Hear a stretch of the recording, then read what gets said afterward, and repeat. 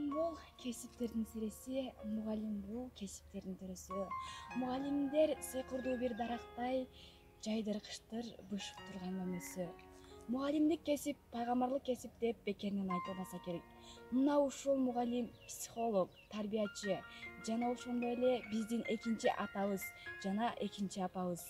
Мугалим кээде окуучулар үчүн сырдаша турган, муңдаша турган чыныгы дос дагы боло алат.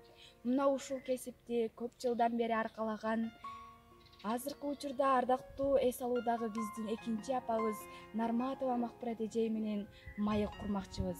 Анда эмесе биз менен чогуу болуңуздар. Өзүңүз жөнүндө кыскача айта кетсеңиз. Рахмат кызым, мына ушул мени издеп келгениңе биринчиден ыраазычылык айтайын. Мен азыр Кызыл Жол орто мектебинде 36 жыл үзүрлүү иштеп, ардактуу эс алууда отурамын. Жалпы педагогикалык стажым 41 жыл. 1978 жылы Коробск стилиндер педагогикалык институтунун педагогикалык факультетин бүтүргөнмүн. Ошол эле жылы өзүмдүн алгачкы эмгек жолумду азыркы Достук айылындагы мурда Карабак дейт элек, ошол айылда Карабак башталык мектебинен баштаганмын.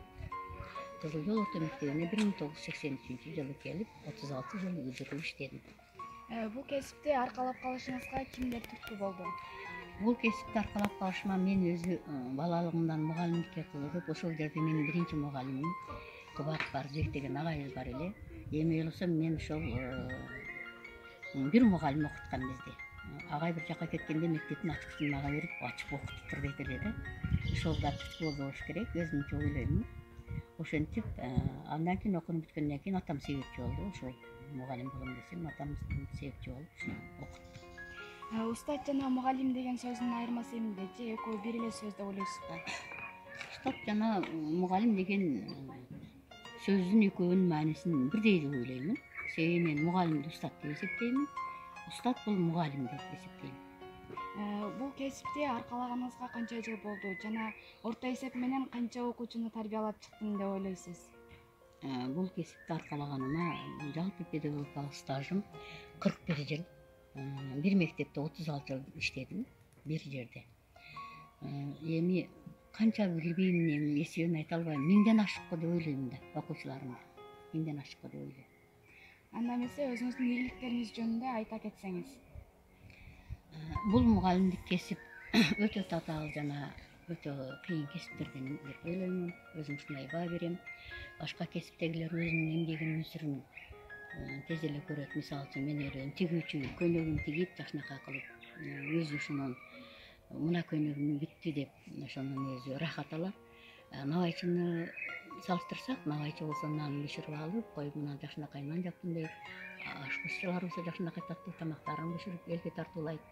Ал эми мугалим болсо биз элдин балдарын бул билим менен сугарабыз. Бул мугалимдин эмгеги, натыйжасы өтө кеч билине турган кесип экен. 1-2-3 эле бүтпөйт экен. Баягы балдар 1-класска келип, башталгыч классты бүтүп, орто мектепти бүтүп, турмуштан өз жолдорун таап, жогорку окуу жайларына окуп, ошондо биздин эмгегибиздин натыйжасы билинет экен.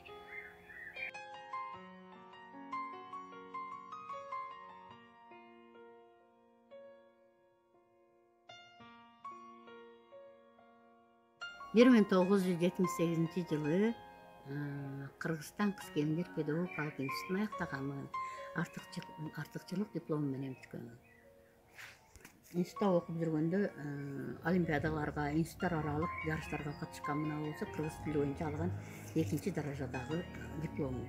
Кыргыз тили адистиги боюнча. Ошол студент кезимдеги диплом бул дагы. Ошо көргөзмөлөргө катышкан, институттар аралык көргөзмөлөргө катышканда калган диплом. Бул билим берүүнүн отличниги төш белгинин күбөлүгү.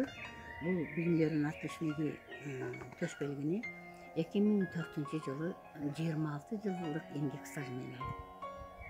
Акыркы алган сыйлыгым бул 2017 жылы мен Кыргыз Республикасынын ардактуу айымы деген төш белгини алдым. Мына ошонун күбөлүгү. бул ошол Кыргыз Республикасынын ардактуу айымы төшбелгисинин көлүгү. Книжкамды айта турган болсом, мына бул менин эмгек книжкам.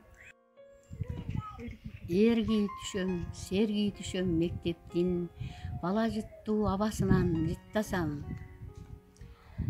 Өтүп жаткан өмүр эместей, агай деген бала сөзүн укпасам.